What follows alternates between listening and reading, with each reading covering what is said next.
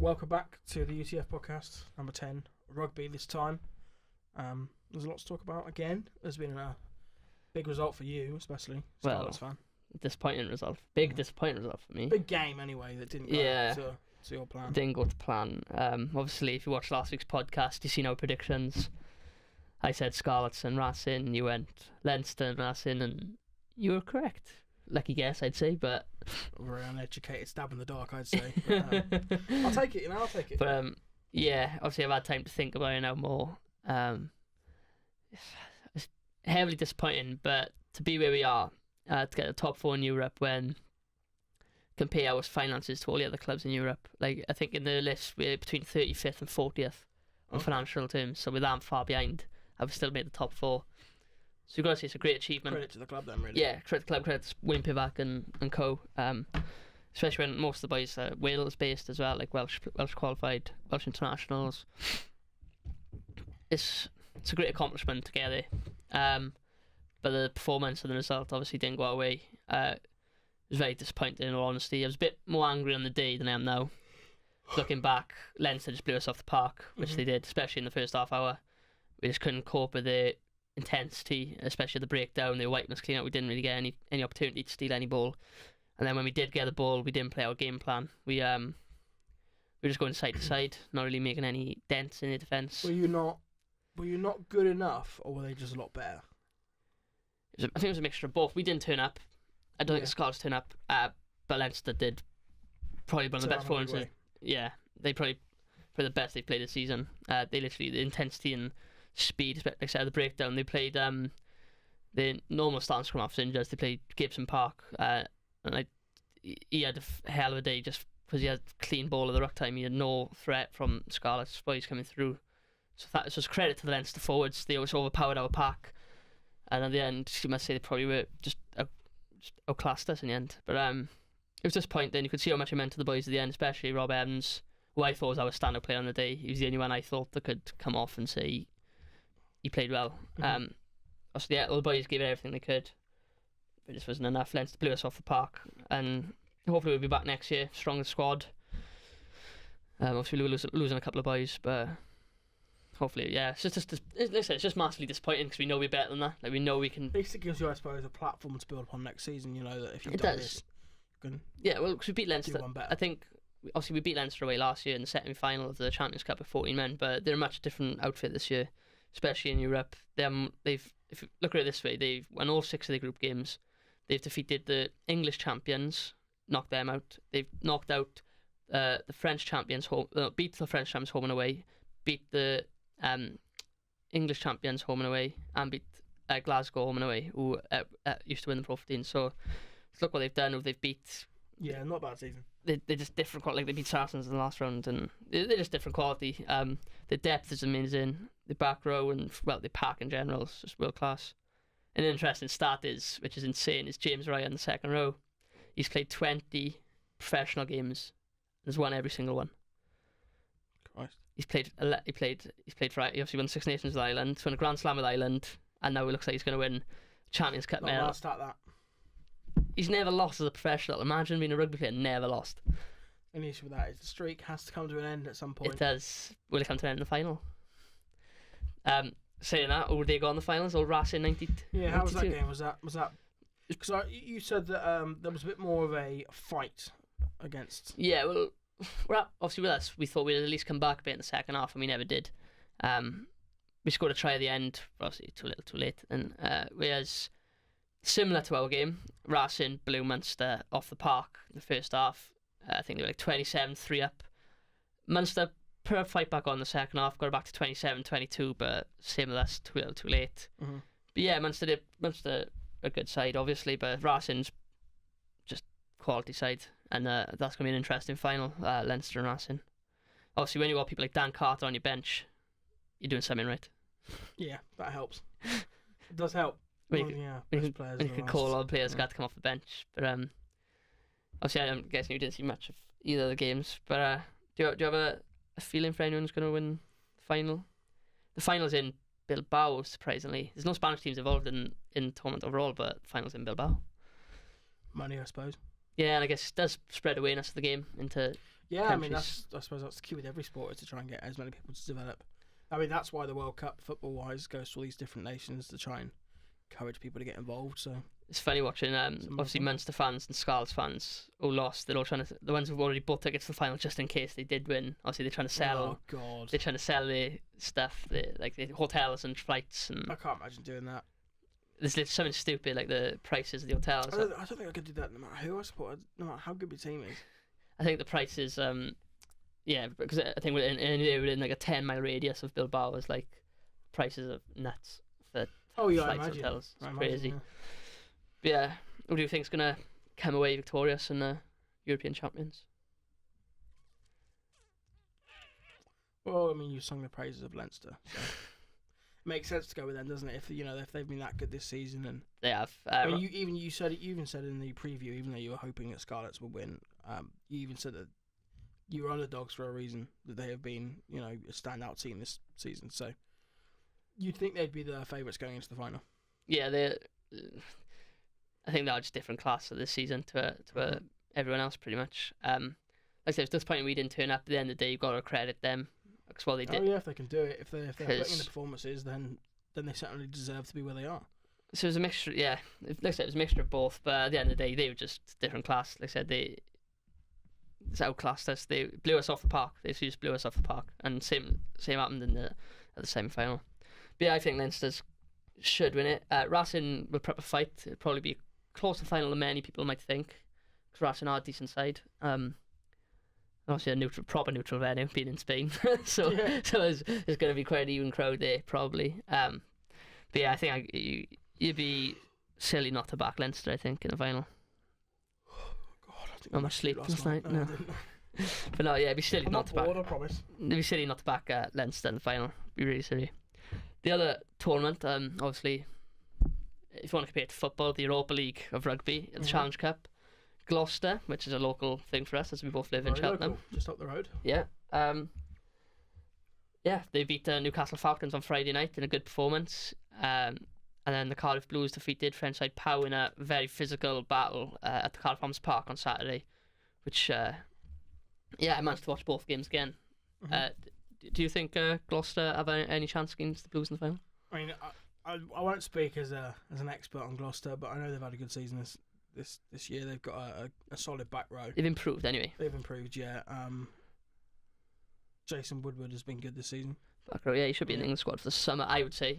He's in good form. If he sorts out a bit defensively, he's a good shout. I'm not sure whether they deserve to beat Cardiff Blues, but I'll certainly be supporting the Cherry Whites because local side. You want to see them do well. They've had a mixed few years, haven't they? Yeah, they've had a great deal of success in the last couple of years. So. It's just they've improved this season compared to the last few years. They've got some good youngsters coming through. Like they got Ben Vellacott scrum off on the bench who came on and scored a try in the semi-final. They got the good back row. Jake Pelledri is just a monster. Italian international now as well, absolute monster. Ben Morgan, obviously a good ball carrier. Then you've got the quality and experience of someone like Billy Twelvetrees. Yeah, and Billy Burns. So.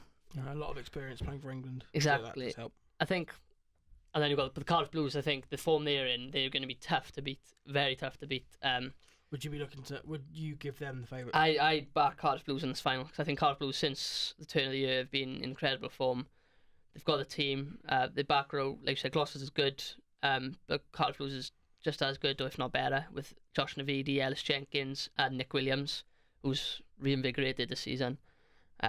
Then you've got the quality of the back line as well, where they score tries from, always score tries. Gareth Anscombe at 15, half time. Jared Evans, youngster, 21 years of age, or 20 years of age at 10, and he's been outstanding. He's playing well above his age. He's controlling games, just kicking. Everyone's on about how good he's been with the ball in hand and creating tries and all of that stuff, but it's actually his kicking, especially to goal, has been really standout this season. He won in the game against Pau in the end because they went 16-10, 2 penalties. Knocked them over. Power, a strong side, physical side, and Cardiff stood up to that. So it was a good performance by them. Physical battle, and they were good enough. Should make for a good final then. It should, yeah. It's going to be an interesting one. Because Gloucester you can see Gloucester wanted it more than Newcastle on Friday. Because if you win the Challenge Cup, you go into the Champions Cup next season. Same as in football, if you win the Europa League, you go into the Champions League. But Newcastle, I think, have already qualified for Champions Cup next year, or 1 point off doing it, something silly like that. The pressure's off, yeah. Yeah, they didn't play the best team either. Newcastle, they a couple of the strongest wingers they didn't play, like Sonotti and stuff like that. So you could tell, but Gloucester went full strength because they know they needed to win it because they're 6th in the league, I think, at the moment. So they could still do it through the league, but obviously there's no guarantees there. Yeah, very true. So if it means because Cardiff Blues have already qualified for the Champions Cup, so have Gloucester now because they're in the final. So they'll both be in the Champions Cup next year, whoever wins and loses the final. But yeah, it should be an interesting one. Gloucester. At least that's one positive, I think. If they're both already qualified, at least they know that that isn't something they have to win. You know what I mean? On the day. Yeah. On the day, that's not what they don't have to think about that. They can go, right, we've done it, put it aside.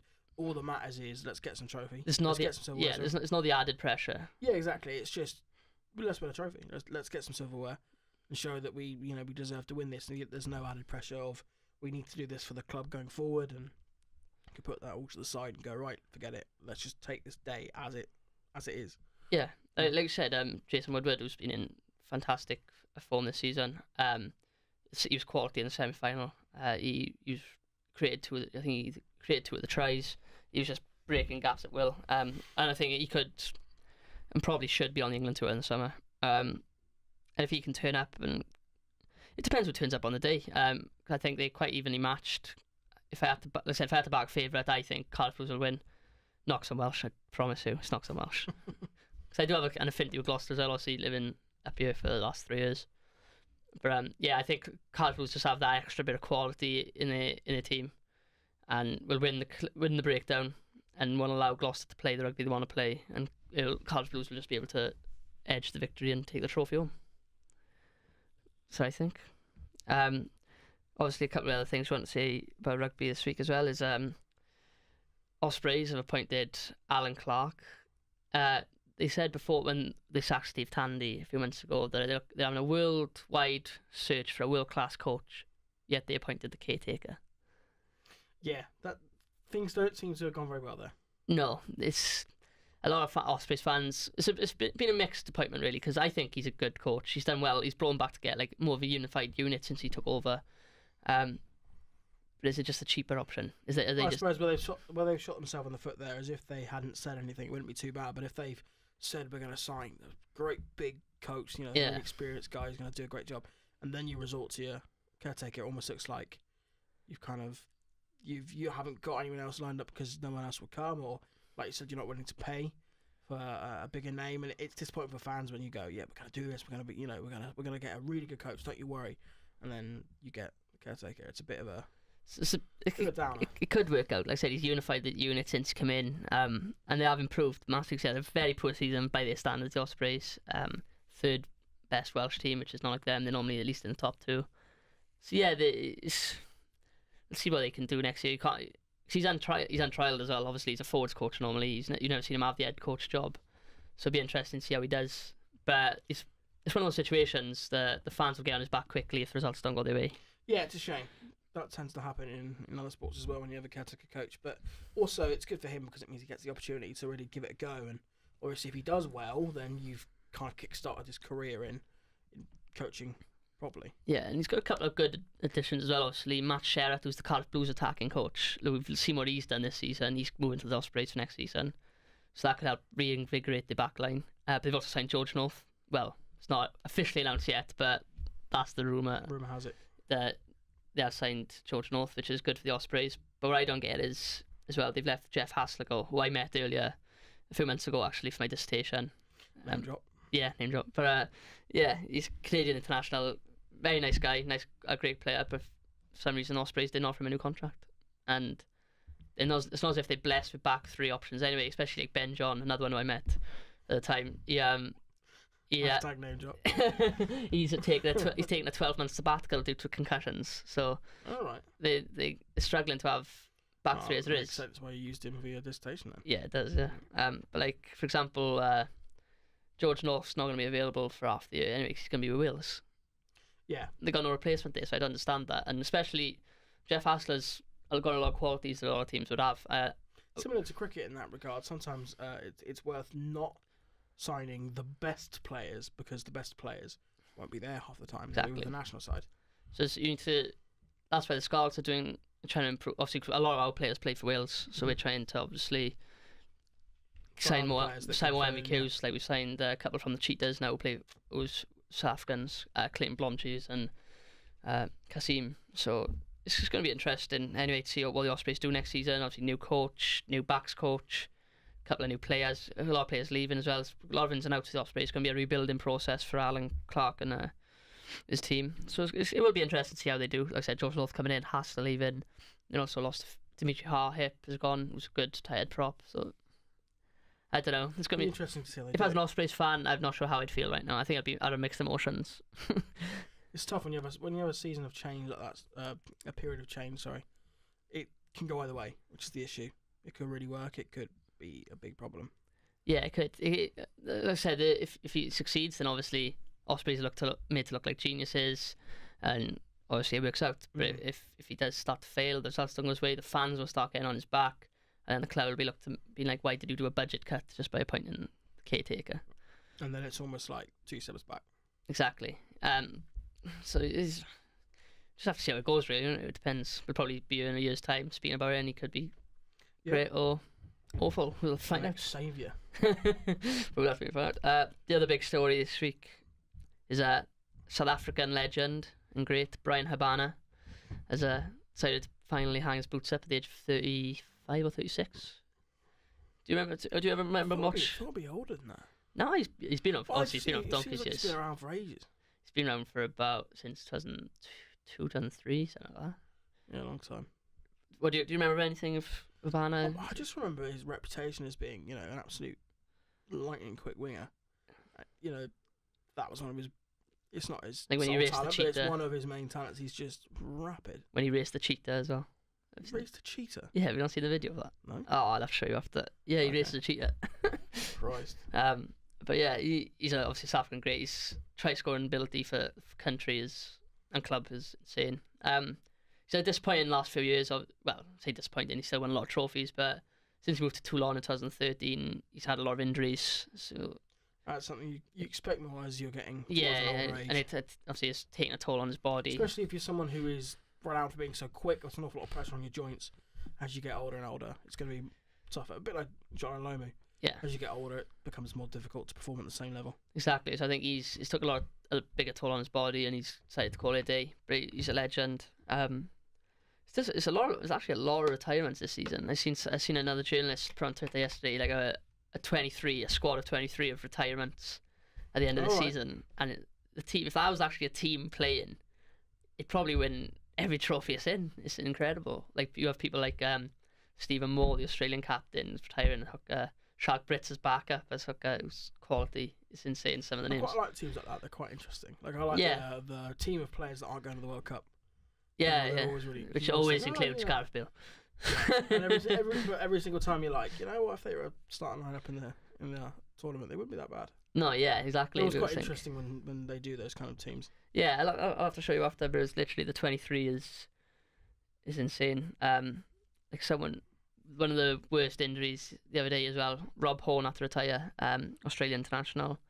He played. I read the story. Yeah, he plays for Northampton Saints, and 13 seconds into a game, he made a tackle, and that tackle has now resulted in life-changing nerve damage in his arm. Everyone thought it was concussion at the time, but it's basically got a dead arm, isn't he? Or maybe not dead, but it's. Yeah, it's a lot of nerve damage in his right arm now, so he cannot play rugby ever again. So he had to retire in space of 13 seconds into a game. That's how quick. 30, yes. I didn't read that. I didn't know it was that quick. 13 seconds. Christ. It was literally the kick off, and he made the tackle from the kick off. Oh really? And he was. Christ. Everyone thought it was concussion, and his arm. So hopefully he'll recover well. Is he an older player, or is he? No, he's 28, something like that. He's still plenty years left. He's Australian international. At least he's had a bit of a career though. He's not, like a 21 year old. He's not too young, but yeah, he feels still horrendous anyway. But it'd be worse, I think. Yeah, hopefully he'll have a good recovery and he can move on in his life. Sport's quite good in that regard though. When someone is unfortunate enough to be forced out of the game through difficult circumstances, it's very rare that they are cast aside. A lot of the time they're looked after by the community, whether they are brought into a coaching role or involved in some other way. Most clubs will try and help you as best as they can. So at least he has that going for him, which is good. It's nuts how quick rugby can is. how careers can change. You sometimes forget that, you know, not just rugby, but especially rugby being such a physical sport, that it is a dangerous game. And one tackle, one carry, anything like that, and that's your career ended. One tackle could do all sorts of damage. It is sometimes it's certainly a stark reminder that, you know, these people that play rugby, obviously they do it because they love it and it's what they're good at, but they do it with their own risk. You know, they know that every time they go on the field, it's a risk. That's why I was never good at rugby. I was always worried that when I got an attack, if I went to tackle someone, my neck would get caught, and if I went to tackle you, put my head the wrong way, and I'd hurt my neck. That was always bothered me. I can never do it. So it's a reminder that, like, it's a dangerous game. It is. But it's a game we all love still. Mm-hmm. There's one more thing I wanted to say that we didn't talk about actually. Is have you heard about the Paddy Jackson and Stuart Olin rape trial? No. They're Irish internationals, both played for Ulster. They were found not guilty of rape, but they got released by Ulster because if you read about what actually happened that night and stuff, you know, it wasn't rape. It's not great reading. Normally, if you're accused of rape, you're going to be sacked anyway. Yeah. Whether you did it or not. So there's a talk that Sale Sharks there's a talk about going to France first of all, but now there's a talk Sale Sharks trying to sign them only a few days after they were linked with anti-gay Australian international Israel Folau. So it looks like Sale Sharks want to have the most controversial 15 in world rugby. Anti-gay? I don't know he's anti-gay. Oh yeah, he was brought out on there last year for a few comments, but then the other day on Instagram he commented saying, someone asked him where would gays go when they die, and he said to hell. That's a shame. I'm a big fan of Israel Folau. I don't know. Yeah, very great player. Awful, but sounds to be a horrible human. That's a shame. Yeah, if you have a chance to read up on it, but yeah, it looks like our Sale want to be the most controversial team in world rugby. Imagine having two. Well, no, obviously. Problem is when you've been accused of rape, it sticks with you, doesn't it? It does. Look at Ched Evans. Luckily, Ched Evans has been able to resume his career as he should. He's got over it well, but you're bound to get, you know, wherever you go, you're going to get fans that chant at you, and people. If you see someone in the street, I mean, Sheffield Wednesday fans are never ever going to let that go. The difference is with the two Irish boys now. If what actually happened that night as well is not good reading. It's not. Oh, is it not? Yeah, it's not nice at all. It's not. It might not be rapists, but it's dodgy. Yeah. Okay. Whereas Ched Evans actually just literally had sex with a girl and she cried rape, which is awful, and that's why the woman should go to jail for that, in my opinion. But yeah, it's strong statement. Well, sure, if you're lying. No, I agree. If she's trying to ruin someone's career. We've had our own brush with that, haven't we? Yeah, she's trying to ruin someone's career. So yeah. For me, you can't do that. So by brush with that, I don't mean we personally. No, it has nothing to do with us. People we know. Yeah, it has nothing to do with me. But yeah, that's all I'd say. So it's interesting to see what happens with that over the next few weeks for Sale. If they sign that Paddy Jackson, Stuart Olin, or even Israel Folau, be interesting to see what happens. Certainly will. Yeah. That's all I got for that. Yeah. Yep. That's all for episode 10 of the UTF Rugby Podcast. All our links are in the description. Anything you want to discuss, either tweet us on our Twitters or leave a comment down below. Twitters are below as well. Yeah, Twitter's are obviously in the links. Obviously we've done a football podcast, so have a look for that one. And also we've got a boxing one coming, so obviously watch that too. But that's all for this week. Like, subscribe, and we'll see you next time.